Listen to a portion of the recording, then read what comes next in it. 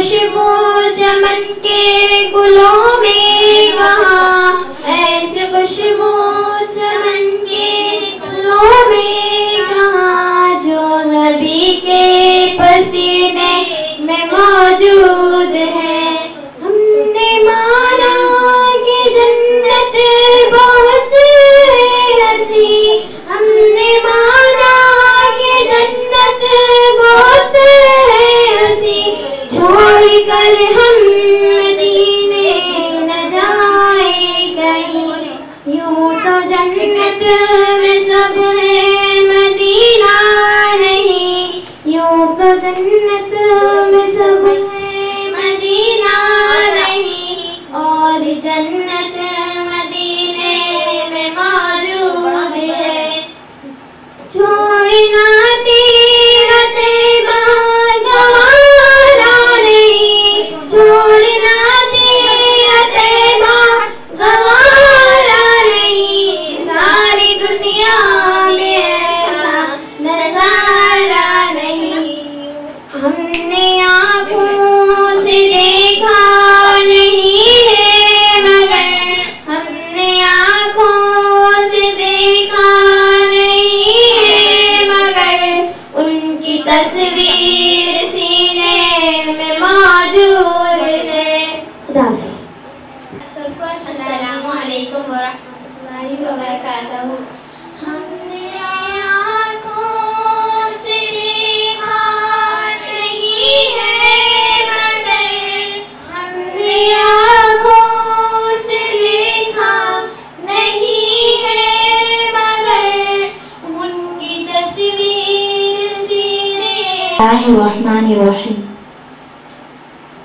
نحمده ونصلي على رسول الكريم، اما بعد فاعوذ بالله من الشیطان الرجیم، بسم اللہ الرحمن الرحیم۔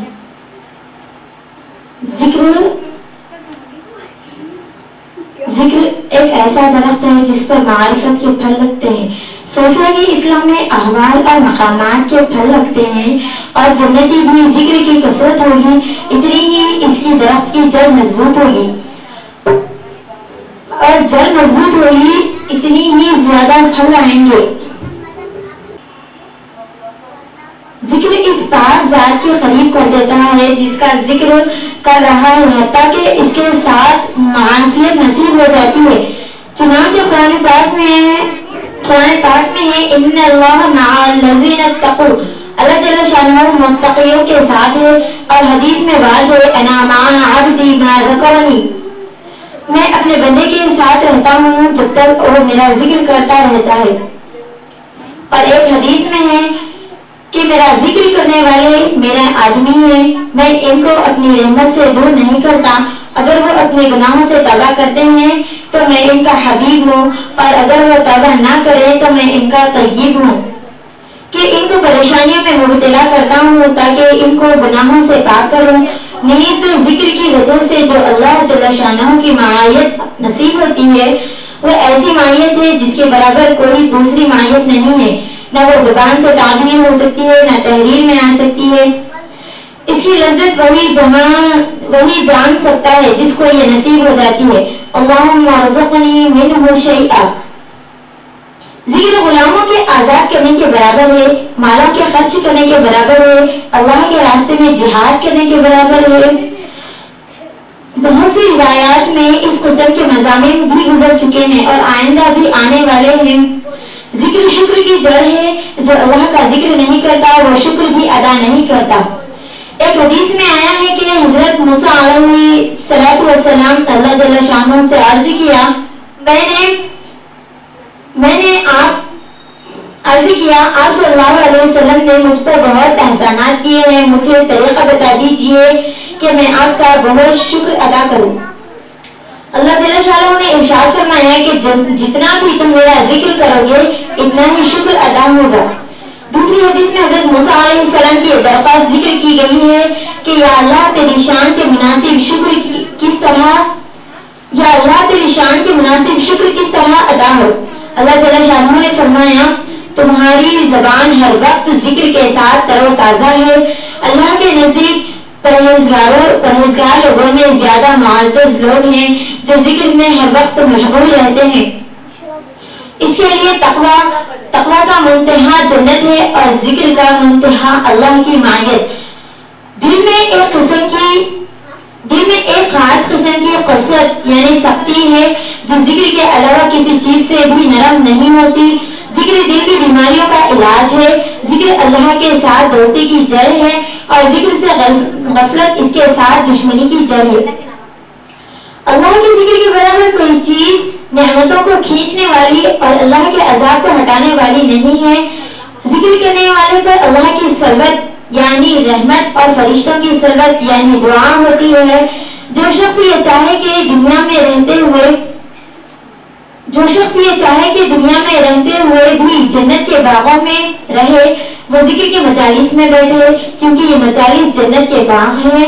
ذکر کی مجلسیں فرشتوں کی مجلسیں ہیں. اللہ جل شانہ ذکر کرنے والوں پر فرشتوں کے سامنے فخر کرتے ہیں. ذکر پر مداوت کرنے والا جنت میں ہنستا ہوا داخل ہوتا ہے.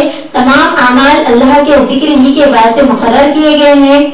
تمام اعمال میں وہی عمل افضل ہے جس میں ذکر کثرت سے کیا جائے. روزوں میں وہ روزہ افضل ہے جس میں ذکر کی کثرت ہو. حج میں وہ حج افضل ہے جس میں ذکر کی کثرت ہو. اسی طرح اور اعمال جہاد وغیرہ کا بھی حکم ہے. یہ نوافل دوسری نفل عبادات کے قائم مقام ہے. چنانچہ حدیث میں آیا ہے کہ فقراء نے حضور صلی اللہ علیہ وسلم سے شکایت کی کہ یہ مالدار لوگ بڑے بڑے درجے حاصل کرتے ہیں. یہ روزے نماز میں ہمارے شریک ہیں اور اپنے مالوں کی وجہ سے حج و عمرہ جہاد میں ہم سے سبقت لے جاتے ہیں. حضور صلی اللہ علیہ وسلم نے ارشاد دوسری نفل عبادت کے قائم مقام ہے. چنانچہ حدیث میں آیا ہے کہ فقراء نے حضور صلی اللہ علیہ وسلم سے شکایت کی کہ یہ مالدار لوگ بڑے بڑے درجے حاصل کیے جاتے ہیں. حضور صلی اللہ علیہ وسلم نے ارشاد فرمایا کہ میں تمہیں ایسی چیز بتاؤں جس سے کوئی شخص تم تک نہ پہنچ سکے مگر وہ شخص جو یہ عمل کرے. اس کے بعد حضور صلی اللہ علیہ وسلم نے ہر نماز کے بعد سبحان اللہ والحمد للہ واللہ اکبر پڑھنے کو فرمایا کہ حضور صلی اللہ علیہ وسلم نے حج عمرہ جہاد وغیرہ ہر عبادت کا بدلہ ذکر کو قرار دیا ہے. ذکر دوسری عبادات کے لیے بڑا معین و مددگار ہے کہ اس کی کثرت سے ہر عبادات محبوب بن جاتی ہے اور عبادات میں لذت آنے لگتی ہے اور کسی عبادت میں بھی مشقت اور بار نہیں رہتا. ذکر کی وجہ سے ہر مشقت آسان بن جاتی ہے اور اس کی ایک خاص تاثیر ہے جنتی بھی ذکر کی کثرت ہوگی. جتنی بھی ذکر کی کثرت ہوگی اتنا ہی اطمینان نصیب ہوگا اور خوف ظاہر ہوگا. جو دشوار نظر آتے ہیں. حضور صلی اللہ علیہ وسلم نے اپنی بیٹی حضرت فاطمہ زہرا کو جب انہوں نے چکی کی مشقت کو اور کاروبار کی دشواری کی وجہ سے ایک خادم طلب کیا تھا تو سوتے وقت سبحان اللہ والحمد للہ 33 مرتبہ اللہ اکبر 34 مرتبہ پڑھنے کا حکم فرمایا اور یہ ارشاد فرمایا کہ یہ خادم سے بہتر ہے. آخرت کے لیے کام کرنے والے سب سے دوڑ رہے ہیں اور اس دوڑ میں ذاکرین کی جماعت سب سے آگے ہے. عمرہ والا غفراح رحمۃ اللہ علیہ نقل کیا کرتے ہیں کہ قیامت میں جب لوگوں کو اعمال کا ثواب ملے گا تو بہت سے لوگ اس وقت حسرت کریں گے کہ ہم نے ذکر کا اہتمام کیوں نہ کیا. کہ سب سے جس میں حضور صلی اللہ علیہ وسلم نے نقل کیا گیا حضور صلی اللہ علیہ وسلم کا نقل کیا گیا ہے کہ مفرد لوگ آگے بڑھ گئے. صحابہ نے عرض کیا کہ مفرد لوگ کون ہیں؟ حضور صلی اللہ علیہ وسلم نے ارشاد فرمایا کہ ذکر پر مر مٹنے والے لوگ ذکر اور ان کے بوجھ کو ہلکا کر دیتے ہیں. ذکر کرنے والے کی اللہ تعالیٰ شانہ تصدیق کرتے ہیں اور ان کو سچا بتاتے ہیں اور جو شخص اللہ تعالیٰ کو خود سچا بتائے اس کا حشر جھوٹوں کے ساتھ نہیں ہو سکتا. حدیث میں آیا ہے کہ جب بندہ لا الہ الا اللہ اللہ اکبر کہتا ہے تو اللہ تعالیٰ شانہ فرماتے ہیں میرے بندے نے سچ کہا, میرے سوا کوئی معبود نہیں. اور میں ذکر سے رک جاتا ہے تو فرشتے تعمیر سے رک جاتے ہیں. جب ان سے کہا جاتا ہے کہ فلاں تعمیر تم نے کیوں روک دی تو وہ کہتے ہیں کہ اس تعمیر کا خرچ ابھی تک آیا نہیں. ایک حدیث میں آیا ہے کہ جو شخص سبحان اللہ و بحمدہ سبحان اللہ ایک گنبد اس کے لیے جنت میں تعمیر ہو جاتا ہے. ذکر جہنم کے لیے آڑ ہے. اگر کسی بدعملی کی وجہ سے جہنم کا مستحق ہو جائے تو ذکر درمیان میں آڑ بن جاتا ہے اور جنتی ذکر کی کثرت اور جتنی ذکر کی کثرت ہوگی اتنی ہی پختہ آڑ ہوگی. ذکر کرنے والے کے لیے فرشتے استغفار کرتے ہیں. حضرت عمر بن العاص سے ذکر حضرت عمر بن العاص رضی اللہ تعالیٰ عنہ سے ذکر کیا گیا کہ جب بندہ سبحان اللہ و بحمدہ کہتا ہے الحمدللہ رب العالمین کہتا ہے تو فرشتے دعا کرتے ہیں کہ اے اللہ اس کی مغفرت فرما. جس پہاڑ یا میدان میں اللہ کا ذکر کیا جائے وہ فخر کرتے ہیں. حدیث میں آیا ہے کہ ایک پہاڑ دوسرے پہاڑ کو آواز دے کر پوچھتا ہے کہ کوئی ذکر کرنے والا تجھ پر آج گزرا ہے. اگر وہ کہتا ہے کہ گزرا ہے تو وہ خوش ہوتا ہے کہ ذکر کی کثرت نفاق سے بری ہونے کی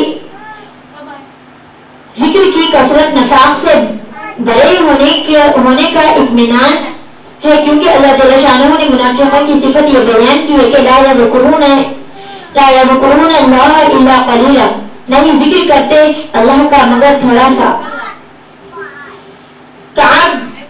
کعب رضی اللہ تعالیٰ عنہ احبار سے نقل کیا گیا ہے کہ جو کثرت سے اللہ کا ذکر کرے وہ نفاق سے بری ہے.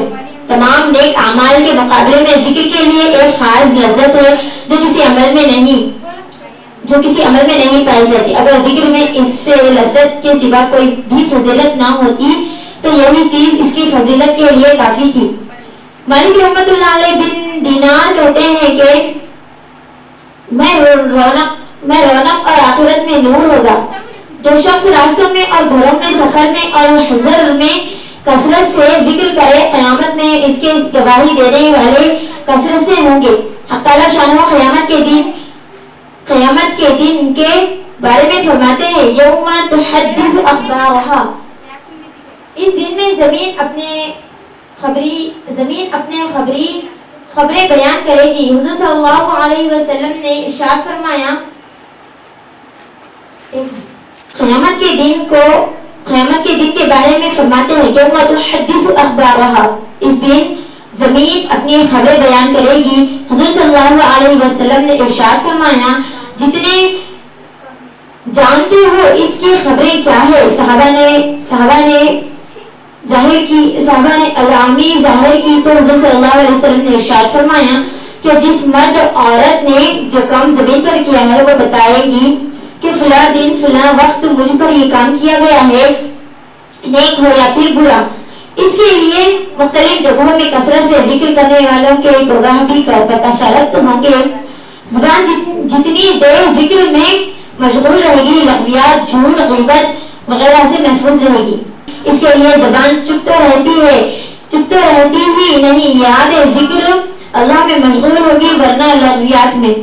اسی طرح دل کا حال ہے کہ اگر وہ اللہ کی محبت میں مشغول نہ ہوگا تو مخلوق کی محبت میں مبتلا ہوگا. شیاطین آدمی کے کھلے دشمن ہیں اور ہر طرح سے اس کو وحشت میں ڈالتے ہیں اور ہر طرف سے اس کو گھیرے رہتے ہیں. جس شخص کا یہ حال ہوگا اس کے دشمن ہر وقت اس کا محاصرہ کیے رہتے ہیں